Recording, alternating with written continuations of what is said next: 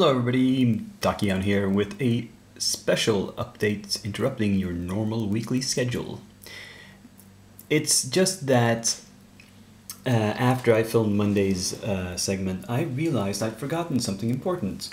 Namely that next weekend, next Sunday, I've got a Malifaux event coming up. It's time to play Malifaux again.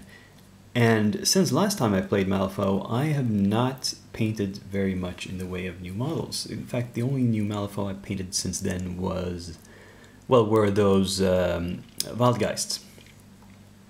And that feels like I've been remiss. So I've decided to paint up the last remaining Arcanist beast I have. I don't have time to paint a new master. I gotta paint something that worked with Marcus. So, Kojo here. And I've been taking a closer look at this sprue. Now, I have some positives and some negatives. The positive is that it looks like an easy build. I've heard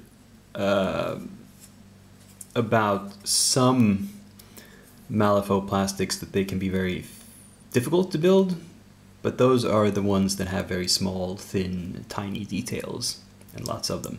This is a big, chunky miniature, and it comes in several clear pieces. We have the body, we have 2 legs, 2 arms, and 2 halves of a head. So that should be easy. On the minus side, we have some pretty clear mold lines running along the sides here, along the seams.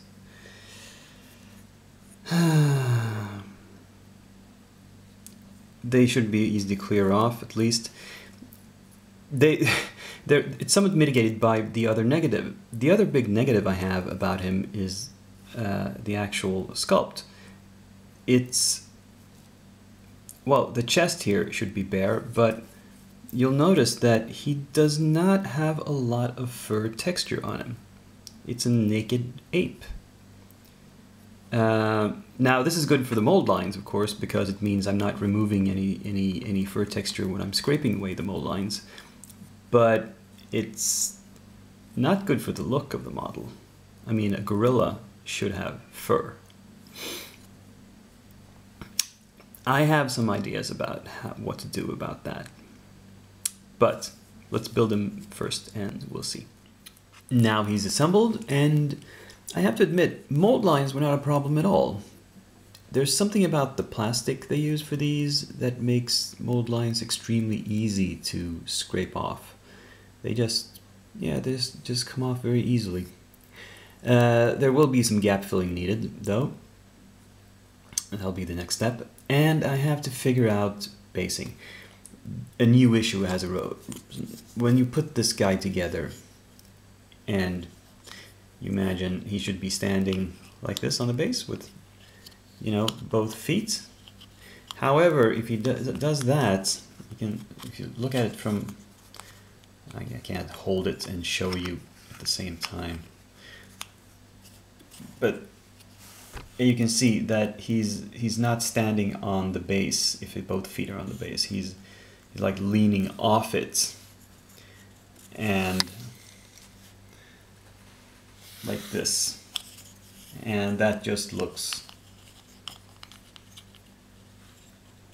to me, it looks horrible. It looks really, really bad. Now, because he is plastic and very lightweight, I could pin him and it would not tip over, probably. But still, in game, it looks off, especially if you're trying to measure from the front of the base and the whole model is in the way. No, so I've been looking around the net and trying to find out how other people have solved this issue. And some people do stand him like this, which looks horrible. Some people build up a base at an angle, so he's standing more like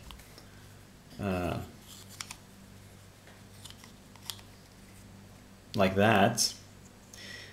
That is a possibility. It's not my favorite one. I would have to make it look good, he would have to be like this, with 1 foot way up in the air like that. But if you want to center him on the base, he can actually only have one foot on it and the other foot will stick out. And some people do that. The final option is to cheat and put him on a bigger base, a 50 mil. And from a pure modeling standpoint, that would be the best option. But from a gaming standpoint, I can't do that because the rules say that he's on a 40 mil and I have to stick to that. So personally, I think the option where most of his body is over the base and one foot is sticking out is the best if I build up a base so that there actually is something to stand on for him. I build out a section here so it's not hanging in the air. That's probably what I'm going to do. Well, I'll check back to you when the gaps have been filled. Okay, I think the gaps are mostly filled now. Though, you know, you can still see some shadows here in the joint, which makes me wonder how well filled they are. But I think at this stage I'm going to prime him, and after that layer of primer we can tell if I need to go back in and use some more filler. But for now we're going to call it good and start working on the base. And I've laid down one layer of cork on the base, and I have another bit of cork prepared for the feet. Just going to stand on them, sort of like a surfboard, and fix that to the other part of the base so that he's standing something like this, which will look like this. This will protrude slightly off the base, but his foot will still be on something. That's how I think it's gonna work. Oops, dropped him. Oh well, he's just plastic, no big matter. In case you hadn't figured it out by now, this video is comprised of clips that are going to be compiled over the course of several days. So you're looking at a process. This is kind of a record of how I'm going about things. You're not going to see the complete process in one video. I'll stop at some point and upload this, and before next Monday update, and then on the coming Monday you'll see some more progress from that point. If you're wondering why there's two different colors, I tried at first to fill the gaps with liquid green stuff. I have some left in. I bought a jar of this stuff a couple years ago to try it out. Was disappointed with it, but decided that, darn it, I'm gonna use this thing up. At least I paid for it. But every time I use it, it just shrinks so bad. It doesn't cover anything. Or rather, it doesn't fill anything in.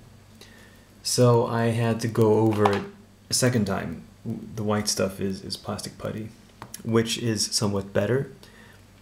Though for filling deep gaps, it's still not perfect because it's very, it's kind of fluid. I possibly should have gone with something more solid, like actual green stuff. But now that I've started down this path, I guess I have to keep going.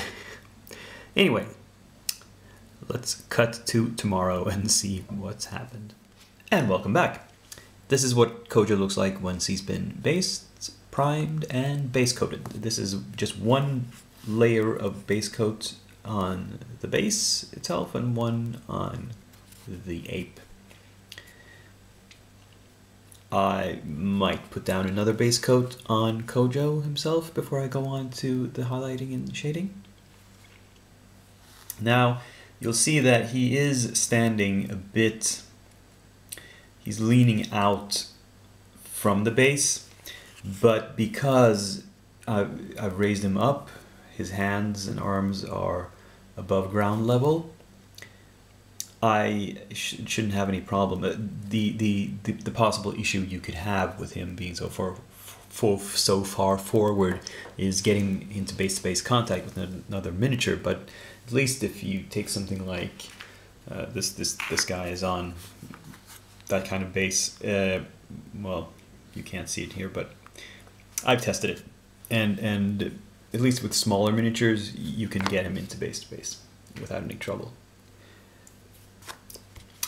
So these are just base coats. I'm not sure this is the color I want to go with, but I'm kind of partial to it. It's sort of a grayish skin color. It's actually this. It's heavy warm gray from the Game Color Extra Opaque range, and the base is heavy charcoal. Yeah, I'll keep working on it. I think I will stop here to upload this video, and you will have to wait until Monday to see more progress on this guy. I just wanted to document the start of his painting and talk a bit about my thoughts about certain difficulties that arose. And I see here maybe I need to fill this gap here at his thigh a little bit more. I'm not sure if I should bother, or if it just covered with paint and make it look like hair. I'll think about it. Anyway, see you Monday for more painting updates, and I might have a surprise video or two for you before then. You'll just have to keep a watchful eye on my channel. But for now, this is Doc Eon, signing off.